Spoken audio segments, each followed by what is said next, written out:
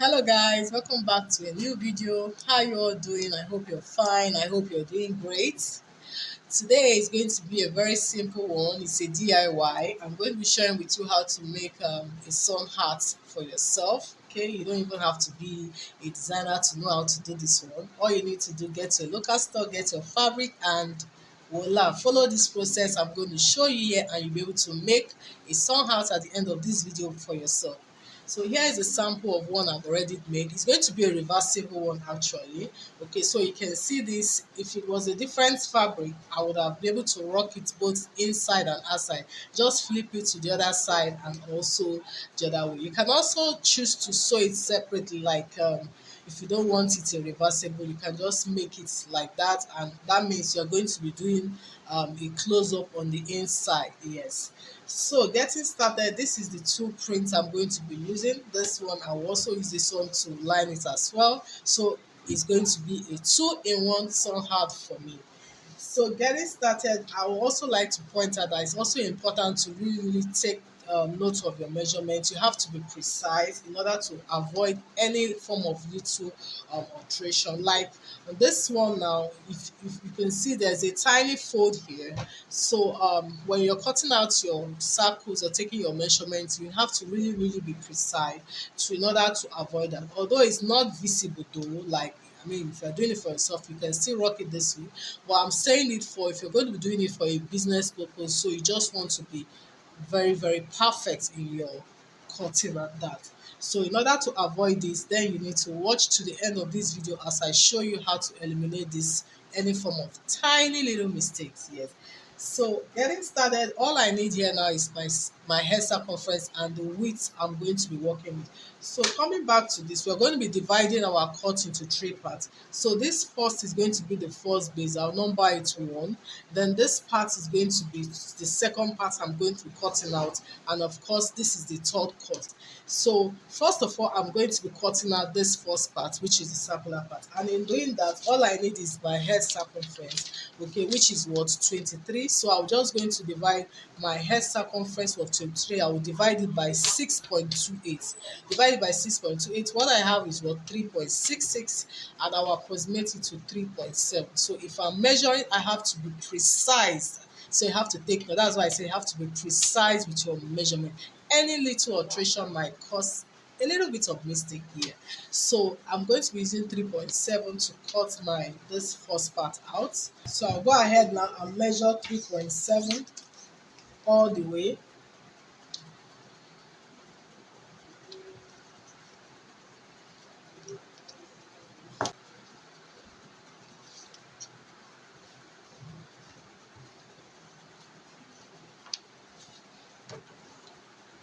So I have my cutout here.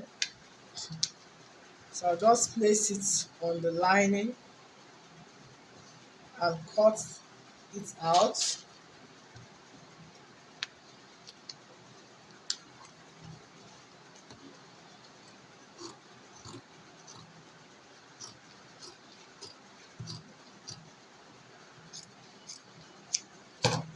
So you can see I have this for the first part. The first cutout is ready for both the main fabric and the lining. So I'll go ahead and cut out for the second part.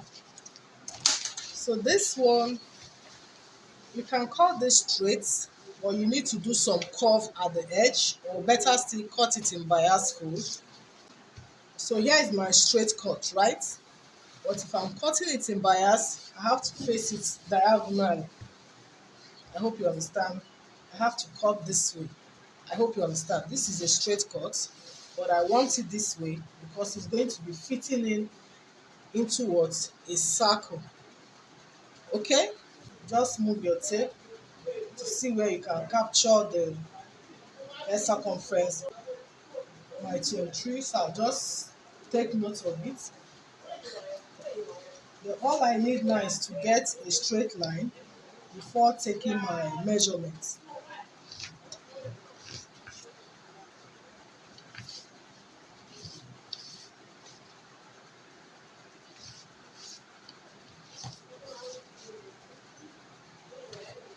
So you can see. So here, we are cutting out this. So length of 5 inches is okay for me. So I'll be making use of 5. But because I'm also going to be, sewing it on both sides with the lining, say up and down, so I'll just make it 6 inches. Okay? Yeah, so I'm cutting out 6 inches in width. So I'll just go ahead here from this line I've drawn, I'll mark out 6 inches.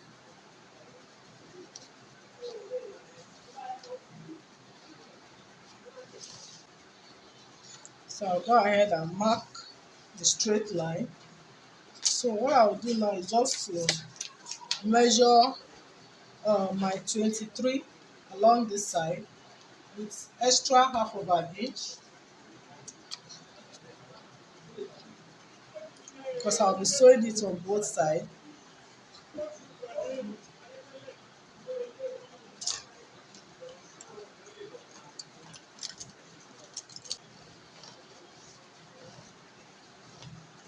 So I'm going to be cutting all this out.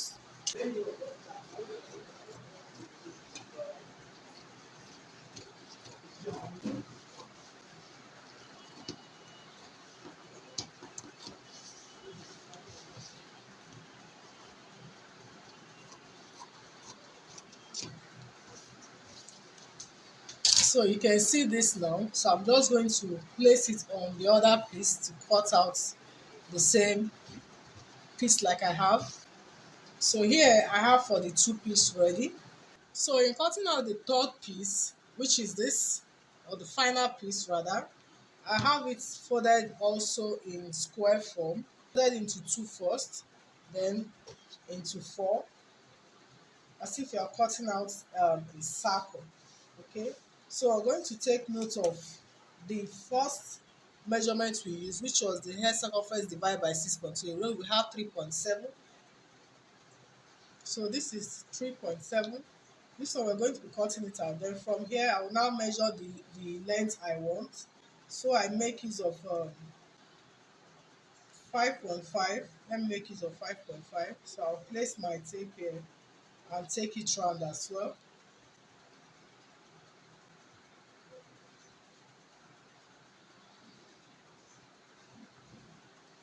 So here I have this. So I'm going to be cutting this out. I'm not going to be cutting this out yet. I'll do that later after applying my interfacing. So but before I cut this, I'll just fold the lining as well so I can cut out everything together. So the reason why I'm trying to avoid it, because this side is the circular part. I know when you're cutting out a circle, there's tendency that you will still have some little allowances hanging around. Okay, yeah. So here it is. So I have this in circular form now. So what I'll do now, all my pieces are ready. So what I'll do now is to just go and apply my interfacing. So you can choose to apply your interfacing on both, or you can do it on one, and also depending on the texture of the interfacing you're using. If it's light, you might want to do it for both. If it's the thicker one, then you can just maintain one piece. So whatever it is you want. So I'll just go ahead and apply my interfacing on every piece. So here it is for the main piece and the lining, the main piece and the lining, the main piece and the lining as well.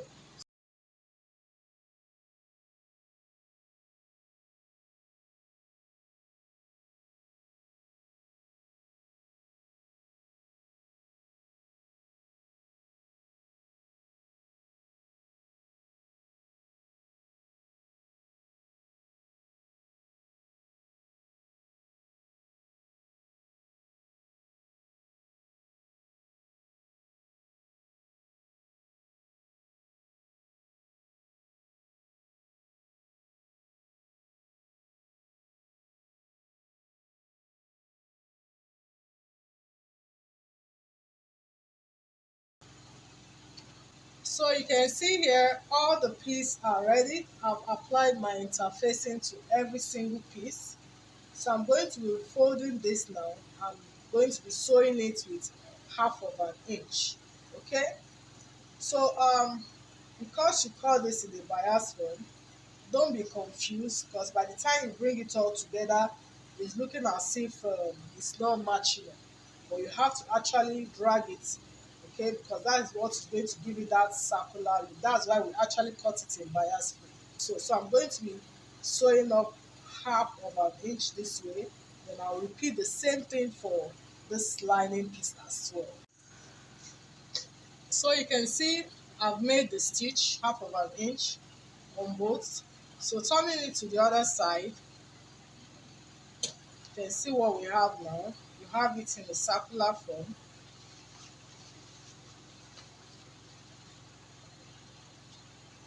And the same thing here as well. So if you fold it this way, you might want to also cross check and be sure you have the same piece, so you can see it's all matching up. And also you might want to take the measurements just to confirm. So here I have 11.5 on this side, and on this side also I have 11.5. You can see this. Okay, so coming back now, the next thing now is to join this to this first piece. So we're going to be joining this now to create the first cap. So what I will do, in order to have a perfect match, bring this piece this way and fold it into two. So just be sure that you have it well aligned. So I'll go ahead and notch, just a tiny notch on this side. Do the same thing on the lower part. Then still holding it firmly, I will also notch this side up and down.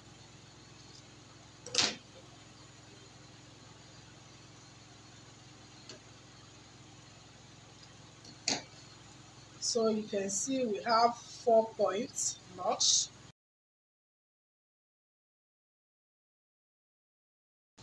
So come to this circle, we are going to repeat the same thing. I'll make this fold into two like this, and I'll bring it all together again like this. So I'm going to notching this point. Make sure you're capturing the two pieces, and I'll come here and do the same thing. So when you open it up, you should have 4 points notched. So first of all, I'll just take this piece now. Right side has to face each other, okay? So I'll just find one notch point, match it to the other, and I'll hold it firmly with my pin.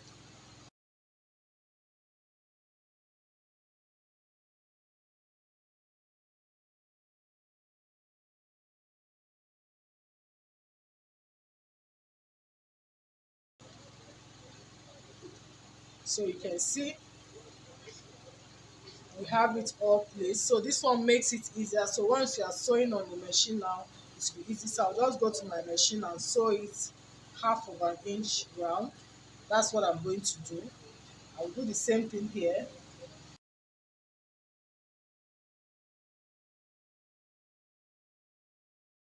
So I'll go ahead and sew this piece together.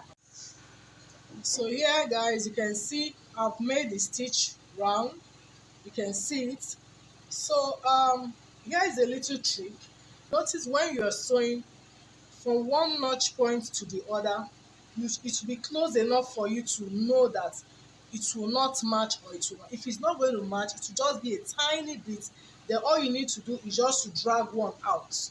Okay, so that's the reason why if you see this now, you can see this one is dragged out a little bit, just to make sure that each notch point matches to the other.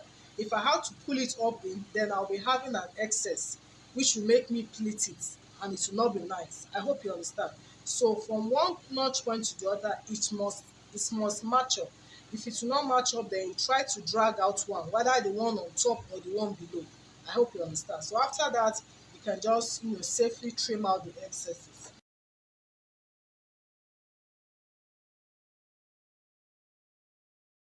So after trimming out the excesses, I'll also go ahead and give it a tiny notch round.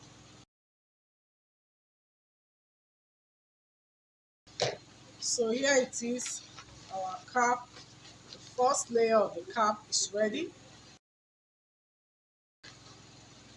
So here the cap for the first layer is ready. So in order to fix the second part now, you need to also confirm whatever it is you have here, the circular measurement. Although we've measured it out before, but because of stitching and notching, you just want to confirm very well. So here I have, see, 11.7 here. I'll do the same thing here as well.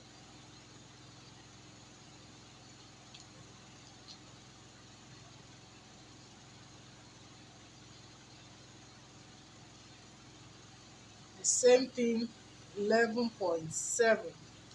Okay, so 11.7 folded into 2. That means if I split it open, that 11.7 is so that's 23.4. 23.4. Okay, so taking note of that. So the reason why I said it's better now that I've had my taffy, so this is the right time for me to make that cut. So now that I have this folded into 4, so I'm going to mark out my circumference, but be sure that whatever you have should match up with what we have here, which is 23.4. So ordinarily what I should have is the first circumference we calculated, that's the hair circumference, 23 divided by 6.28, and you know we got 3.7. So let's go ahead and mark out 3.7 and see what we'll have.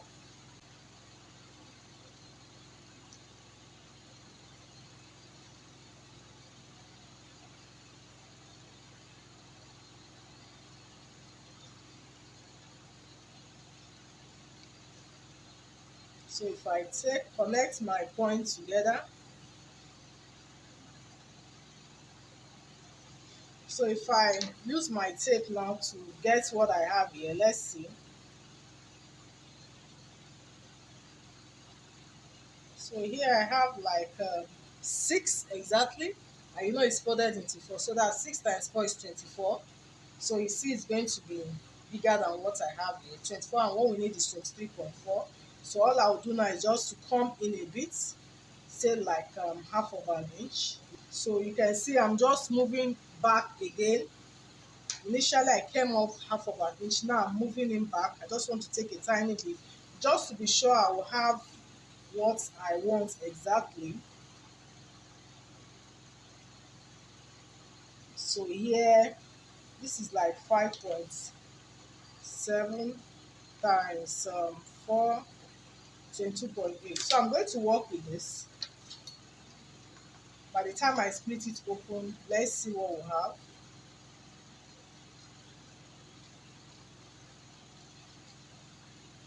If I need to trim it a bit, I will do that. I'm going to place this over the lining so I can cut out the same shape.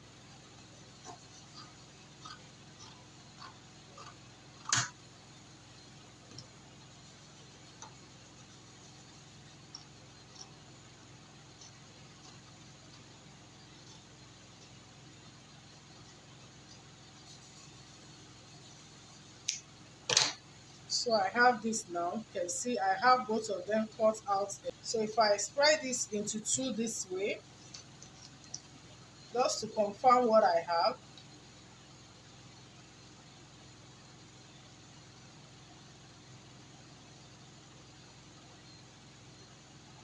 So I'm actually going to have exactly what will fit in here, 11.7. Okay, so here it is. So in order to now match it up with what we have here now, I have my circle cut out. So I'm going to fold this into 2 like this, right?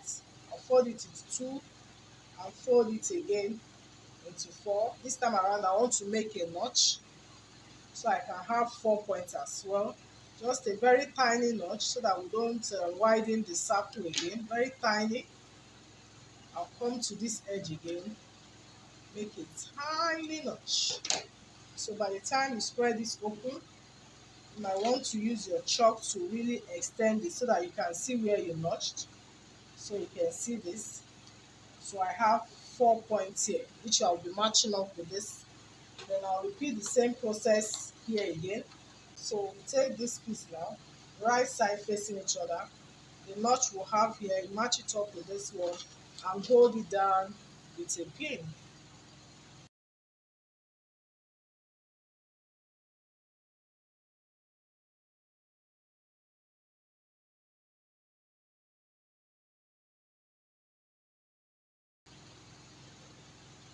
So you can see it's all matched up. So what is left now is just to go and sew it half of an inch. So the same thing I'll also um, repeat here as well. And here it is, guys. I've done the stitch. You can see this. Look at how the inside looks. You can see the outside. The same thing for the main piece. So this is looking all beautiful already, like we're almost done. The next thing is just the final process. Now is to tuck in both together now. So I'll go ahead and can turn one piece this time around inside. So I'll be tucking it in like this. Be sure that you have it um, properly fit in.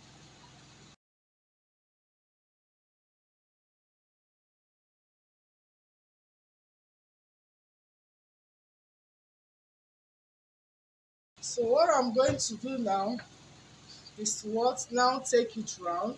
So take it round, say half of an inch or through. So just locate 3 inches at any point, 3 or 4 inches, whichever one will be easy for you to pull out. So you're going to take it half of an inch all the way and you come back to this point. So we're going to be bringing it out for 1 point. So I'll just go ahead and sew it round now. So here I'm done making the round stitch. So I'll go ahead and trim out some excesses I have here. Now I'll give this a notch round, just a tiny notch. So now I'll take off all the pins I have. So at this point, I'm going to turning it out from where we have this opening here.